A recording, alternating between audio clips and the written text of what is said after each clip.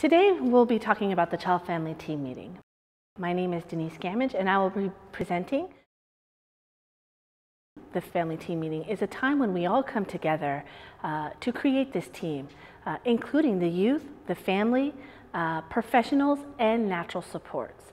Natural supports are those who come together to support the youth or the family. That could be anyone from a neighbor, a church member, a teacher, a best friend, a family member, someone that the family feels comfortable with, someone that will be there for the family whenever the professionals are no longer working with the family.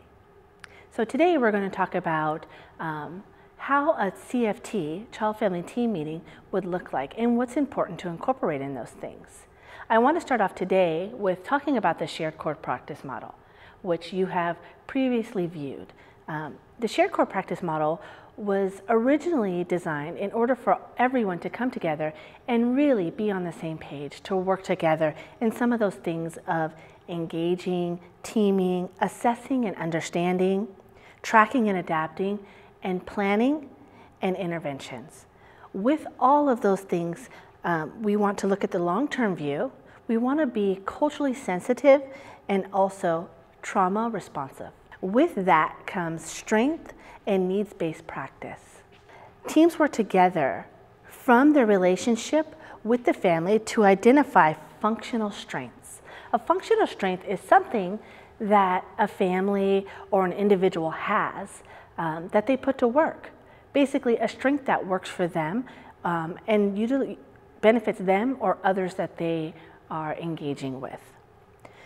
We want to really focus on those in order to get the outcome that the family is looking for, which is the goal that they had designed in the beginning of the meeting.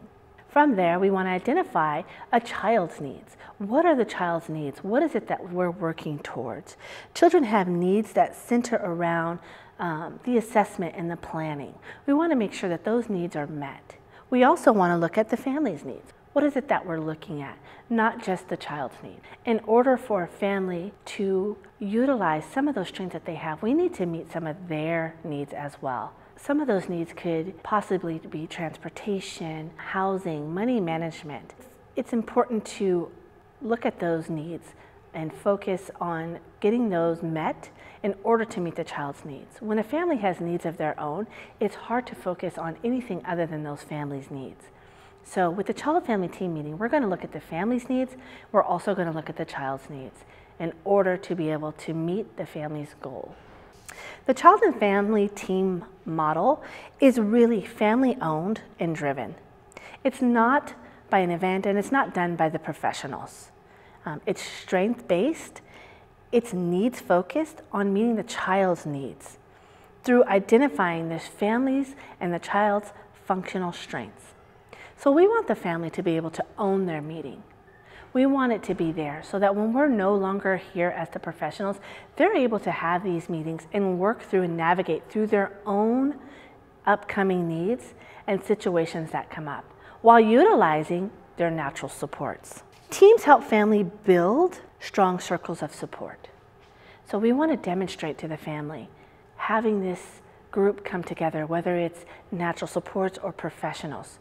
We want to see that there are people involved in their life helping them to be successful and to continue on that road. So when we talk about family owned and operated through the Child Family Team meeting, I want to talk about institutional privilege. What does that look like? What that means is we are letting the family determine where this meeting will be held and at what time, and they'll be able to set some of the ground rules. We will not be determining what the time is or where the place is. Keeping safety, of course, as our #1 goal. We want to, if there's no safety issues, we want to really respect what the family has stated where they would want their meeting to be, whether it be here within an agency or out in the community or within their home. We want them to be comfortable. We want them to be wanting to invite their natural supports to come to this meeting. So whoever they invite is welcome to come. However, we want the family to invite the individuals. And then we may follow up with appropriate documentation stating that we can invite these natural supports. However, I do want to talk about two separate times where a meeting together with a group of individuals would not happen, and that's with domestic violence. When domestic violence is in play, we would never hold a meeting together. If there is a restraining order or any evidence of domestic violence, we would hold separate meetings, or the individual that has created the domestic violence would not be welcome at the meeting. Why? It's because safety is always number one. The second thing with that is sexual abuse. That person would never be invited to the meeting. We want to make sure that the youth and the family always feel safe. In those meetings, they would be either two separate meetings, or maybe the person would participate by phone, but they would not be able to attend the meeting. The first thing I want to talk about prior to the CFT, which is the Child Family Team meeting, is the family and team engagement. Basically, what that is preparing the family and team members that are going to be present in this meeting, what the meeting would look like. It's important to prepare your team before the meeting so that they know what to expect. They know how the meeting will play out. It helps everyone to feel comfortable. The best way to do that is to go through the agenda and walk through that with the family, with their natural supports, and with the professionals.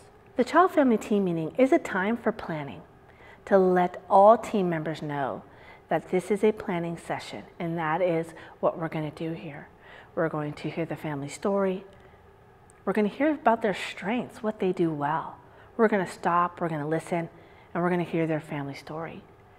And then from there, everybody is going to share their worries, starting with the family first. This is their meeting, they own it. We want them to go first on every agenda item. And then from there, we open it up to their natural supports if any are present, and then the professionals. After we discuss the worries, we're going to go into the child's needs.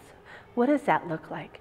And then again, the family is always first, and then the natural supports, and then the professionals. We're going to come up with a list of what those child's needs are, and then we're going to allow the family, including the youth, to choose the top two that they want to focus on in this meeting. Building family ownership and teaming is very important in this process. We want to do the family engagement meeting as previously discussed, hopefully in the home. From there, we want to develop a goal, talking to the family. What is it that you want to work towards? When things were going well, what did that look like? Tell us about a time when you and your family felt good about what was going on in your life. Developing the story is very important because we want to hear from the family side. We want to stop, take the time to listen to the family, hear what they have to say, so that we can hear who they are from their words. We want to prioritize needs. What's important? Families have a multiple list of needs, but we want to prioritize. Doesn't mean that one need is less important than the other, but we want to make sure, of course, again, that safety is number one, and from there, what other needs are important during this meeting. We want to identify some of the barriers. Making a backup plan. What does that look like? We've already talked about choosing the team, but we want to revisit that with the family prior to the Child Family Team meeting. Are these the individuals you would like to have present? Making sure that everything is still what the family's wishes are. Because again, this is their meeting and it's going to be owned by them. We want them to feel comfortable. We want them to welcome people. We want them to be able to feel that they can participate from an open, honest point of view. Another important subject is talking to the family about who would be on their team. Is it a best friend? Is it a family member? Is it someone you work with? Is it a neighbor? Someone you go to church with? These are people that you want to help them explore. A lot of times families will talk about not having any natural supports. And that's where in a time where we bring up, well, who do you usually celebrate with? Or when your car broke down, who helped you with that? Then they start realizing who their natural supports are. These are people that they may want to invite. So our next focus during this training will be talking about family and team engagement. What we want to do there is we want to prepare the family, the youth, and all the team members that are going to be present at the Child Family Team meeting, including our natural supports. How we prepare family is we take the time to meet with them face-to-face, hopefully within their setting, whatever they choose, and go through the agenda. As a facilitator, what you want to do is go through the agenda, talk about what each of those items on the agenda mean, and actually go through and practice so that everybody knows how to identify a strength of the family and the youth. Talk about what the family story is so that when the child family team meeting comes up in the next few days, everybody is prepared and nobody comes in unexpected, not knowing what to do. We want all of the participants to be able to participate and feel comfortable. So we want to go through some of those items on the agenda. One of the big items on the agenda is called ground rules. You want to practice that and set some of those ground rules when you're meeting with the family prior to the CFT so that they can have an opportunity to, once you've done the engagement, they can step back and think about really what is important to me. Is it that one person speaks at a time? Is it that we finish on time? Is it that there's no shame or blaming during this child family team meeting? These are the things that you want to talk about when you are engaging with the family. From that point, once you've met with the family and all the natural supports and the professional, you want to go through and you want to plan for the child family team meeting. You want to make sure, after asking the family, where would you like your meeting to be held? Who would you like to be there? Who is important to you? You plan for that by setting up the time and the place in order so that everybody can be there. Once you have that, you start preparing for the child family team meeting, which means you have Post-its, you have your markers, you make welcome signs. You want the family to come in and not feel afraid of what the meeting is going to be like. You want them to come in and want to participate. So you make welcome signs and make it fun for that individual family, asking them what's important to them. So the next thing I want to do is I want to go through the agenda in a little bit more detail so that when you're explaining it to the family, you'll have an understanding of why each of these topics are important. The first one is welcome, hopefully by the family, and introductions.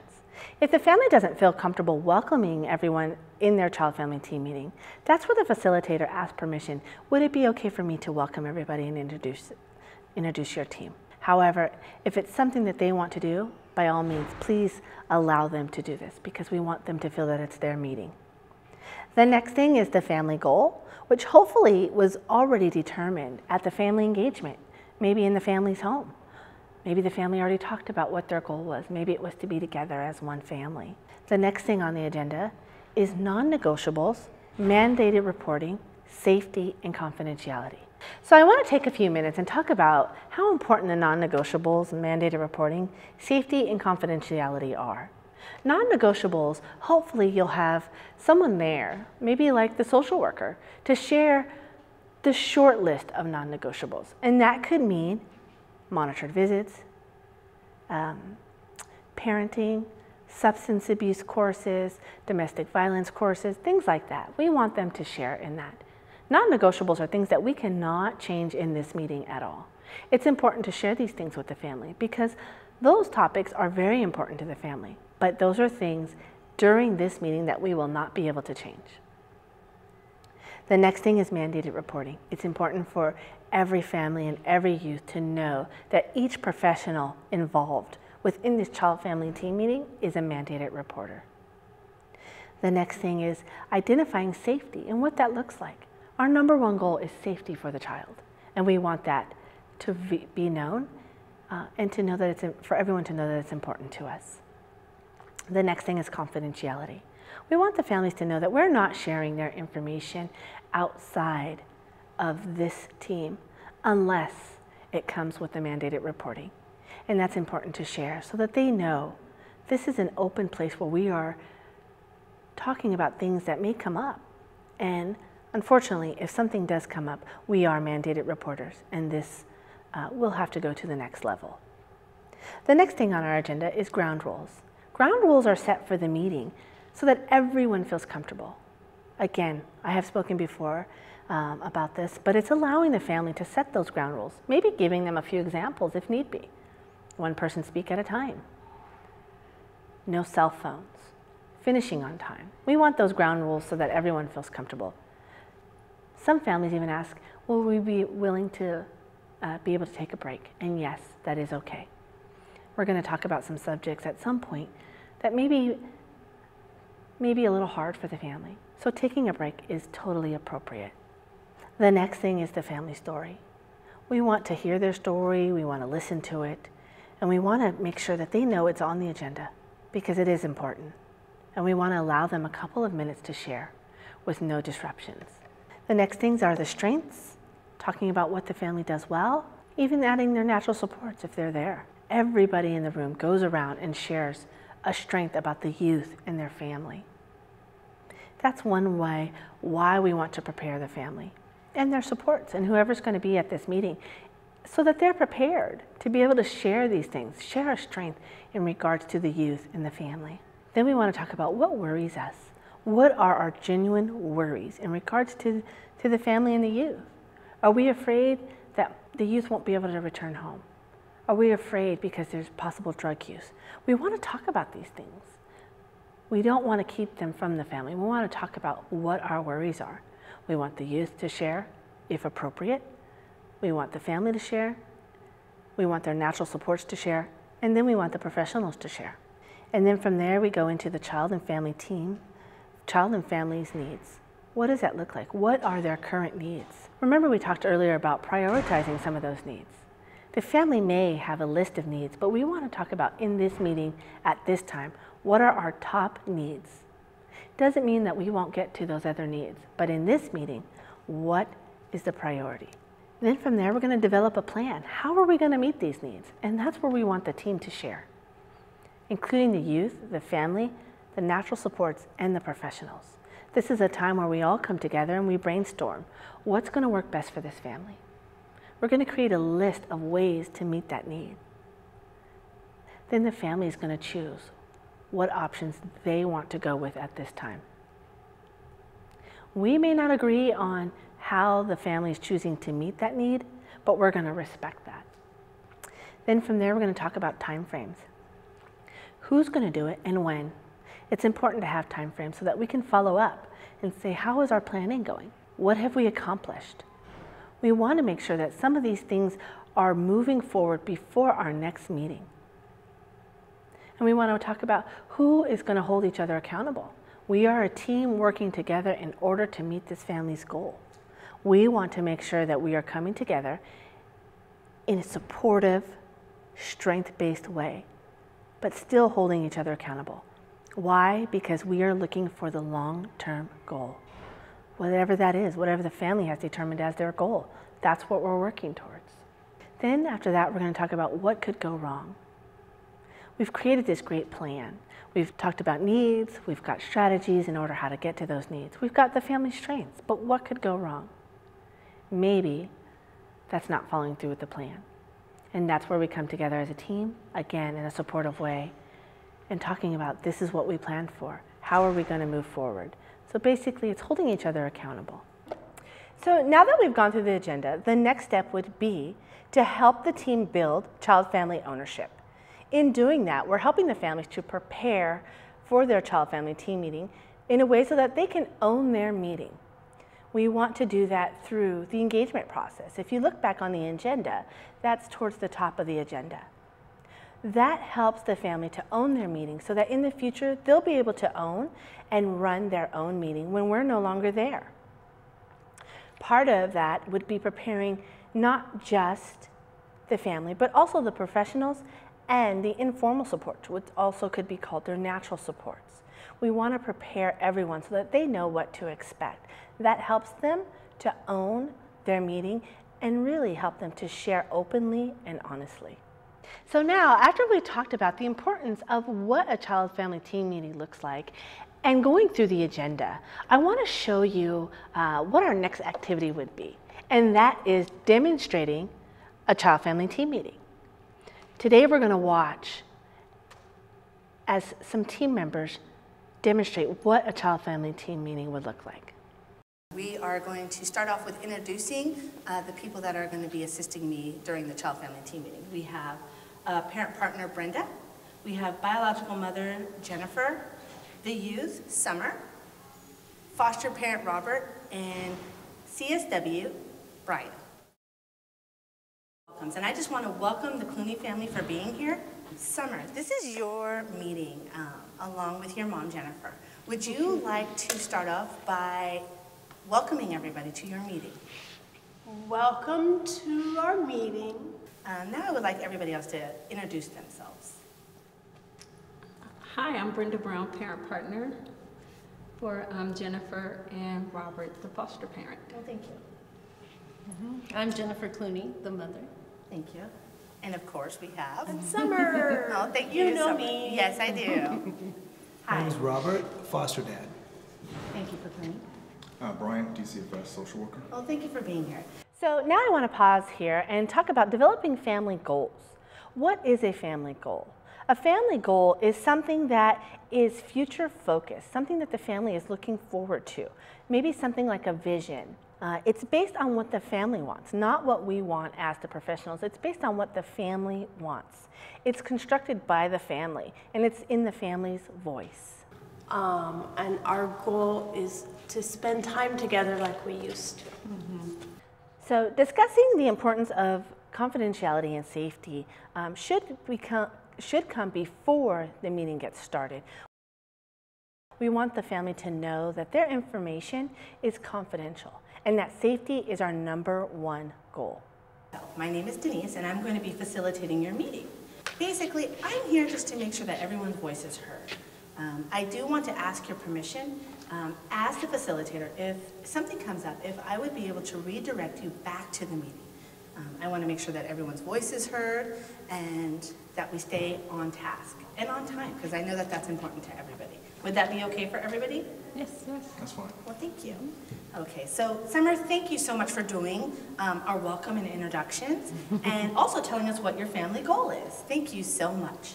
Now, the next thing on our agenda is non-negotiables, confidentiality, and mandated reporting. I want to talk about that a little bit. I'm going to ask the CSW, first of all, to give us the very short list of non-negotiables.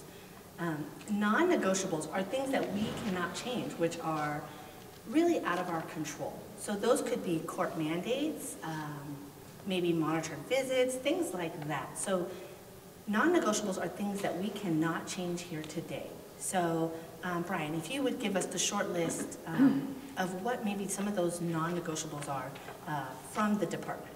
Sure. And I've reviewed this with Mom already. You got to finish up your DV classes. I'm almost there. Okay, which is great, you know. And you got to do your NA classes. I know you started that, so keep it up. And just make sure that therapy is still going on, but also that your visits, monitored visits, are still going on.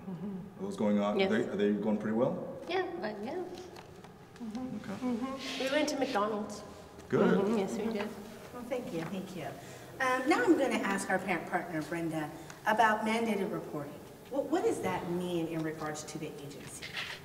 Well, mandated reporting means anything that a parent or a child disclosed in the meeting that's reportable as far as child abuse, general neglect. And our last thing I want to talk about is confidentiality. Basically, what that means, and I really want to share this with both Summer and Jennifer, that means that what you tell us is important to us, and we want to make sure that you know that we're not spreading your business everywhere.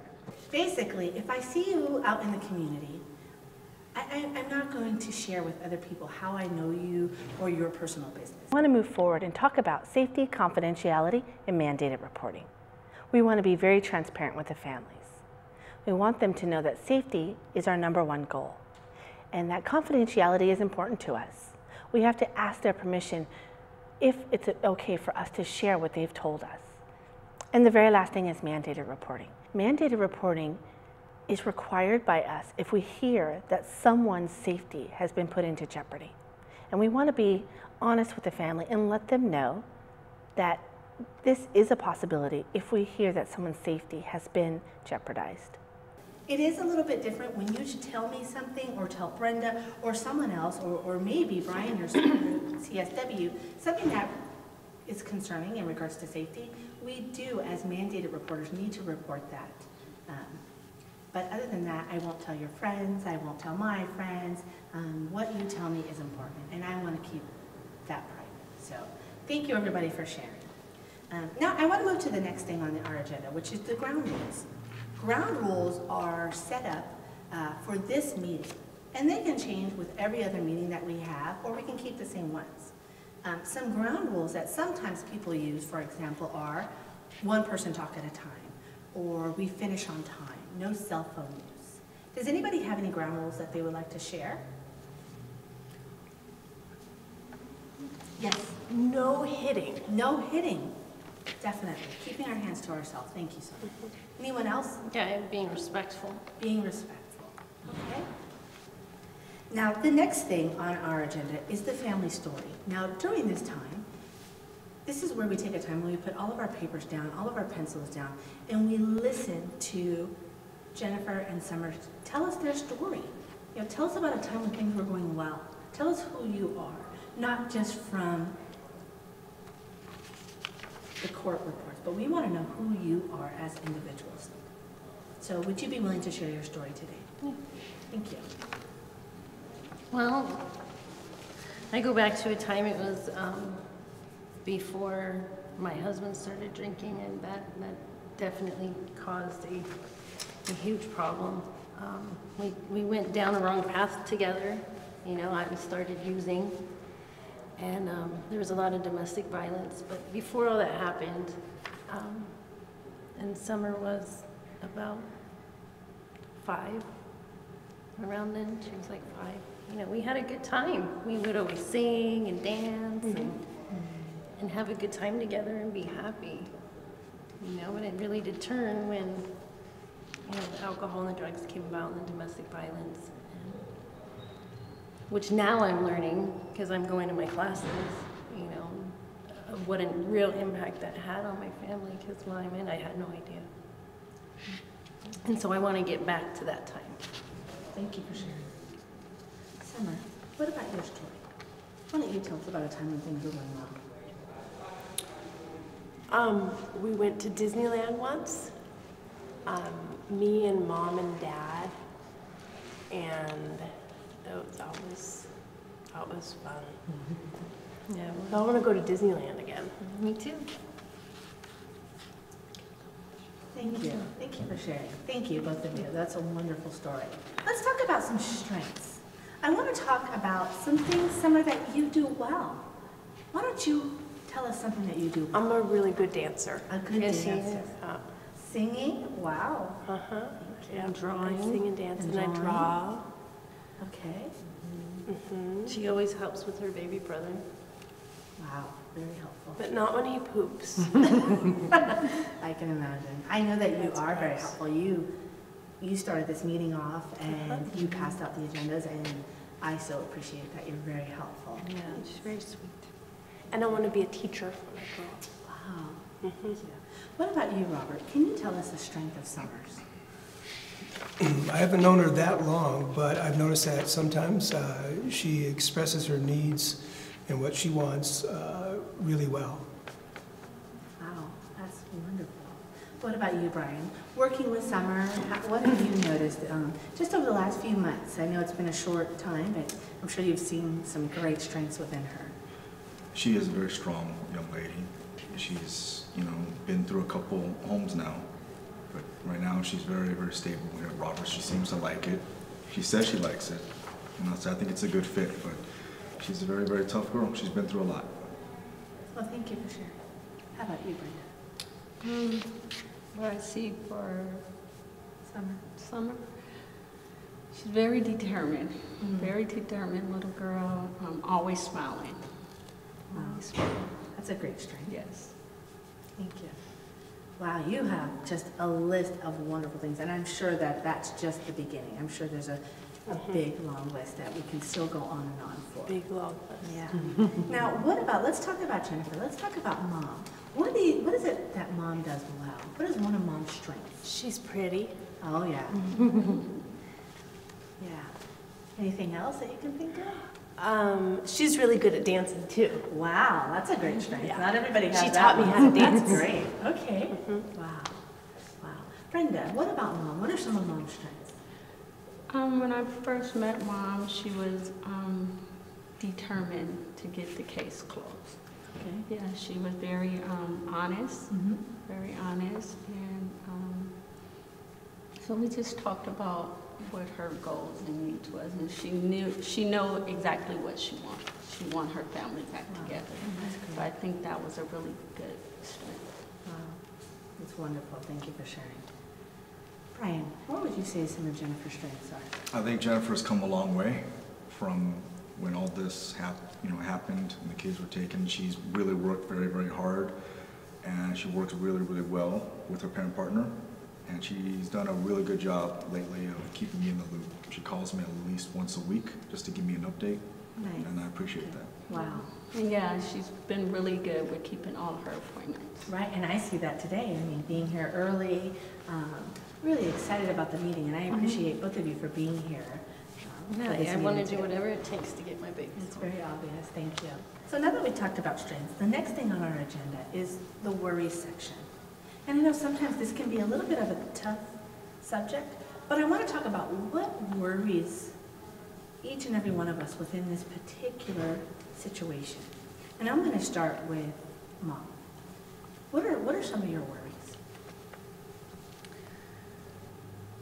Well, I worry,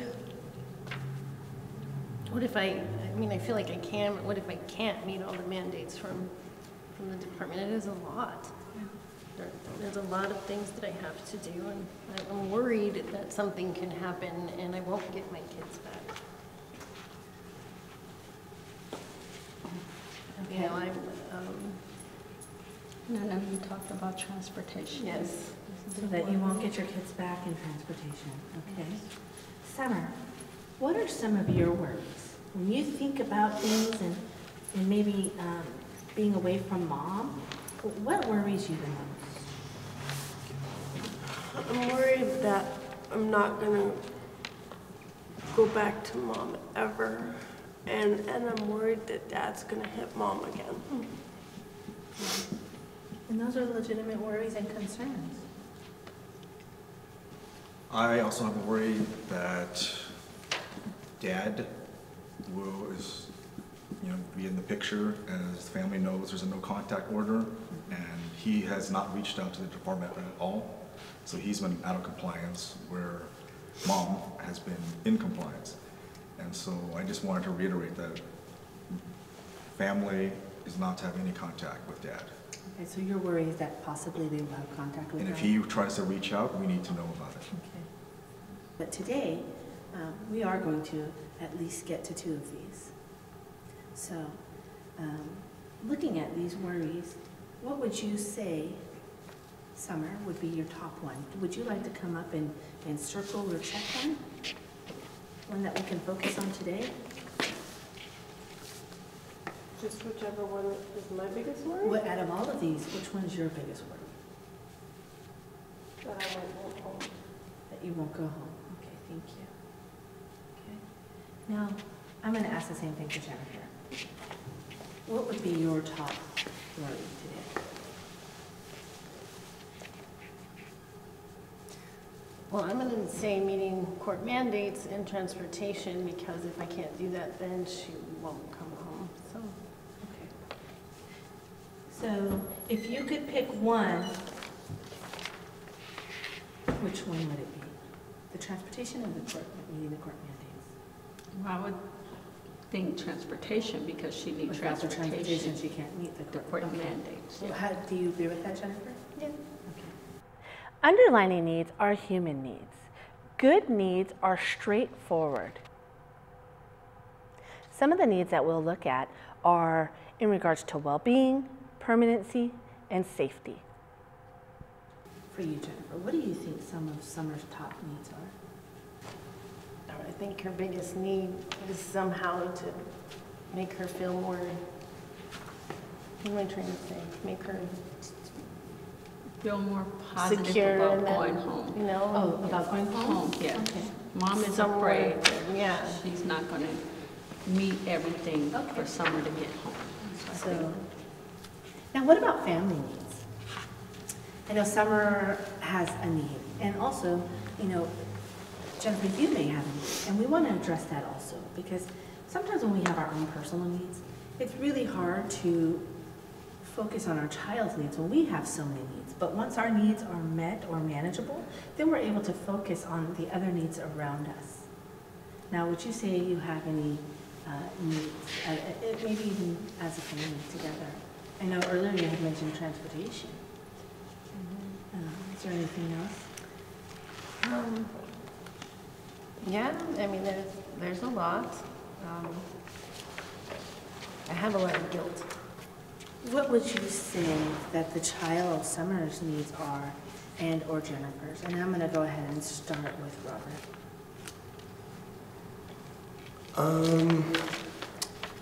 Well, not having known her that long, and I'm just a foster dad, so it's difficult for me to say what all these deep feelings are and stuff like that. It just seems like Summer needs to be paid attention to, to be supported in her goals, to go home. And I'm there temporarily just to help her. I think one thing that Summer brings up a lot is wanting to spend time with her little brother. And I know sometimes there's difficulty with, Robert being able to coordinate with, the other foster parent, because the other foster parent lives, unfortunately, quite a ways away. And so I have some concerns about that, but I know it affects Summer not being able to see her brother. Okay, thank you. Okay, so I did note that that was another. I'm going to start again, but this time I'm going to start with Brenda, our parent partner, and ask her, what do you think, the family's needs are, or Jennifer's needs? Well, I think her need right now, her biggest one that she expressed to me every time on our one-on-one is transportation. Okay. And I know we haven't really talked about housing, but she really don't want to bring Summer back to that particular home, so she's concerned about housing. And I know that's something that me and Brian talked about, trying to look into housing, suitable housing for the family. And as far as transportation, we are working together with the department to work on bus passes. So the next thing on our agenda is I want to talk about, looking at this, are these our top needs? I would like us to brainstorm ways to meet the child's, Summer's needs, and the family's needs, Jennifer's needs. So we're going to focus on these areas, which is housing, transportation, and for Summer to be home and to be able to spend time with her brother. So let's focus on Summer's right now. Let's think of some ways that we can help her meet that need, at least right now. And I want to explain too also that when we come up with these strategies and things that we develop in this meeting, they change from time to time. So even though we develop one strategy now, it doesn't mean that next week we won't have another strategy. If we find that it works, then we'll continue with it. But if it's something, a bump in the road comes up, we're going to come back to the table and we're going to talk about it. We're going to be open, we're going to be honest, and we're going to work together as a team and find another way to meet this need. And if we find that this is not the actual need, we'll work from there too. Because as we work through this, we're going to see, I have more needs, I have less needs. And we're going to find different ways to meet those needs. So, Summer, what would be a good way for you to think that you would be able to be with your brother? If my mom takes me there. Okay. If mom picks you up and takes you there? Okay. Well, I'll always do my best, whatever it takes, to make her available for, any visitations, anything like that. Okay, so any visitations. Maybe even if it could be arranged from the CSW, Summer, maybe the brother could come over or something if it was, That's fine with me. Social worker and social worker transferring. Because I know having your home remain your home and keeping that private is important to you. So asking, just the social workers maybe to provide the transportation since mom is. Maybe my brother can come live with me and Robert. That's maybe something that you know, Brian, as the social worker, could talk to Robert and then maybe another time. It's not that it's not a strategy that we can't put on the board, but it can be maybe discussed Yeah, we'd at have the to office. talk about it. Yeah, definitely. And I know that's something you have been expressing, Mama. What do you think that we could utilize, looking at the strategies that we have? Mom takes summative visits, but I know that you had talked about that these are monitored visits. So at this time, I don't know if this would actually be And an it's hard option. without transportation. Right, so the transportation is an issue, and the visit is monitored right now. We did talk about CSW looking into coordinating visits between both foster parents for Summer and for her brother.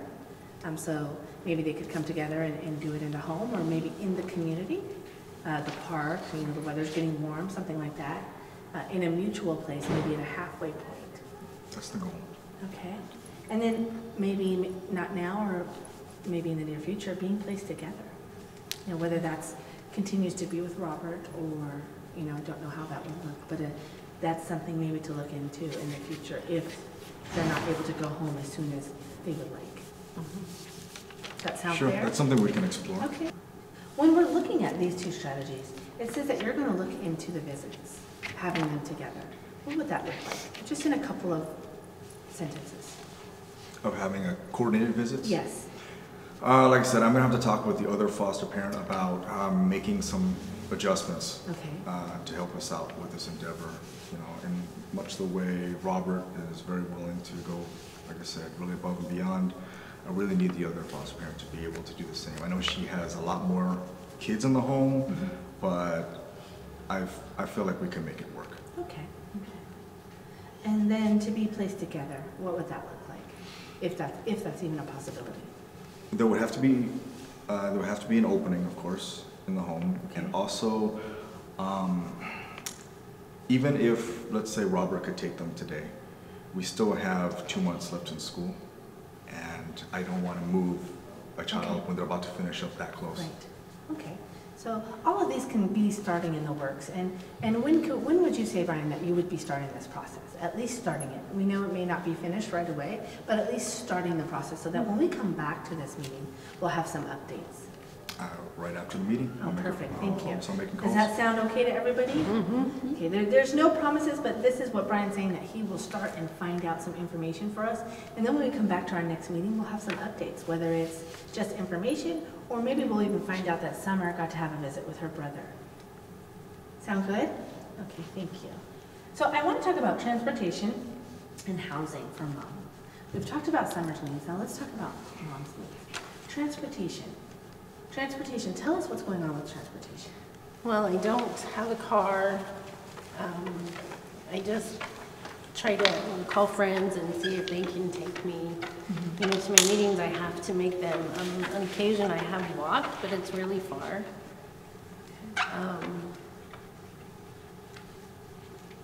Yeah, I just, yeah, like maybe the bus passes being on time because I have been late to So a do few you meetings. have a car, or you just, or it's broke down, or you just don't have transportation, period?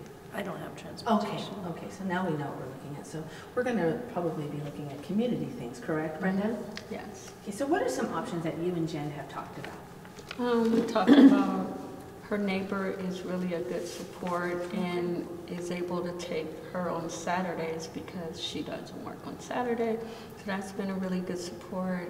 I have transported and sat with her at a few meetings in the beginning, but you know, I'm trying to hook her up to more resources.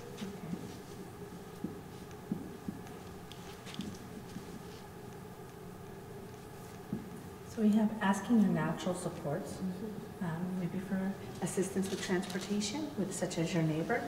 I know, Brian. That's what yes. natural supports are? Yes, your natural supports are people that are in your community, such as friends, neighbors, church members, anyone that probably would be in your life when we are not. Brian, you had mentioned something about transportation funds. That's something we can definitely, you know, explore. I know we've worked it out so that I provide Jennifer with bus tokens. I can put in a requisition for a bus pass, but I would really, really need to see her making it to appointments on time with the tokens first before I could pitch that to my supervisor. And so just remember, catching a bus half an hour earlier is better than missing one. So I would really, really, suggest if that's something you can work on with your parent partner, just time management.